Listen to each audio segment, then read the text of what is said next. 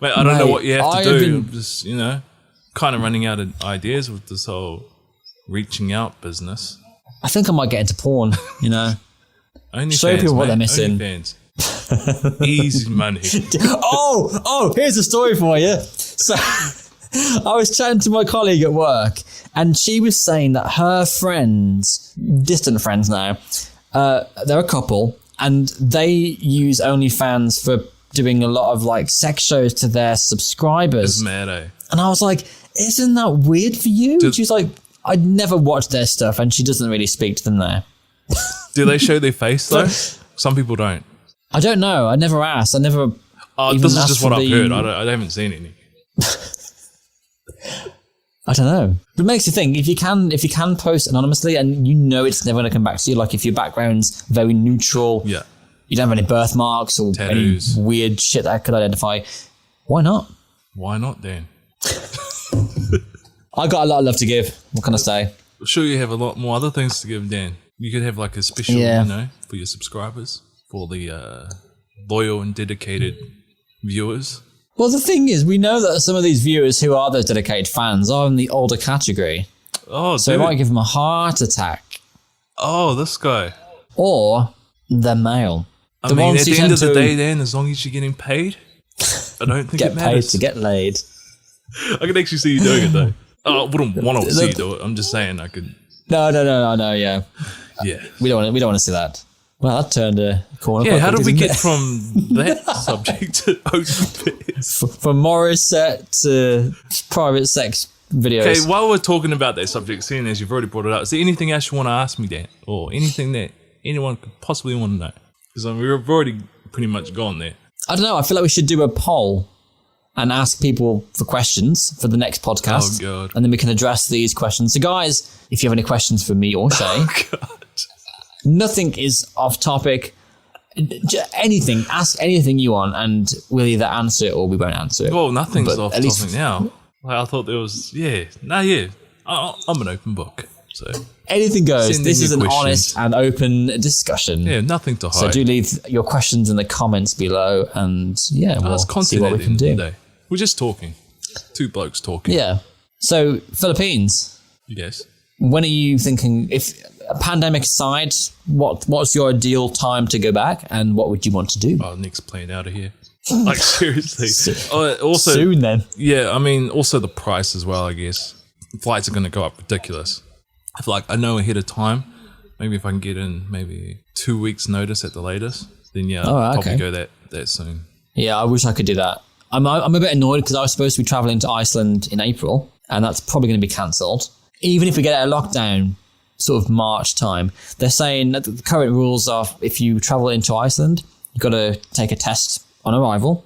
Oh, yeah. And then you've got to quarantine for, I think it's 5 or 6 days, and then you get another test, and then you wait for your results. So, I'm there for 2.5 weeks, so effectively I've lost a week just waiting around for a result. Yeah. So it doesn't really seem worth doing, does it? And I'm kind of stuck with my annual leave, so I can maybe move it a week or two. That sucks the way that you can't change it. Yeah, because last year everyone waited to the end of the year to book their holidays, and it meant that the company had lots of people off work, and it just made it quite difficult to operate. So they're saying for this year anyway, if you've committed to it, you've really got to try and stick to it. So if I don't go to Iceland, the thing is, it's kind of backfired on you because you've always been the type to plan like almost too far ahead compared to how I plan is more last minute side. Yeah, I mean, if I can, especially if I'm looking forward to something like, for example, the Philippines, if I'm going, right, I really want to go to the Philippines, I want to do all this crazy shit. Yeah. So I need to book this stuff. So when can I go? And I look at different times, and I think most times I go to I think the exception of the first trip, the last couple of times, I've booked it 11 months in advance because that's the earliest I could book the flights. As soon as the flights are right, I booked them. Accommodation's not too bad. Accommodation's pretty quick to get, and it's quite accessible. There's lots and lots of places you can book, so it's easy. I mean, it's like our last trip to the Philippines, literally the night before. When I was at work, I wasn't even sure if I was going, and I literally booked them in the accommodation as well. And you were doing the Wish Awards, and you still hadn't got anywhere to stay, and you still hadn't booked your flight. And you were expected at the event. I was expected. You knew it or not. Yeah, I was expected. I feel like, that's just the way to do it. Oh, that's how I like to do things anyway. Last minute. See, I can't. I panic too much because I worry about the price just rocketing. Yeah. Or more to the point, not getting a seat on the plane. Yeah. Because then that really it just worked out, eh? That whole trip just worked out perfectly. Yeah. I still look don't back. think I could have. I still look back on that, like the whole Wish Awards thing, especially the vlog. Yeah. I'm just looking at it, I'm just like, man, we actually did that stuff. From this to that. I was watching the vlogs this week, actually, just flicking through bits, just, it's mad. And I suppose the one thing I would change of our last trip is if I was able to get to meet Queen Regine, would have been to meet her in ASAP. Oh, yeah. Because that was the one thing I really wanted, that redemption, and I never got that. And I still haven't got it. Yeah, I wanted to witness that too. Oh. The thing is, we had an opportunity, but we didn't do it because we weren't trying to be rude and all up in people's face. Yeah, again, it's being respectful, isn't it? Yeah.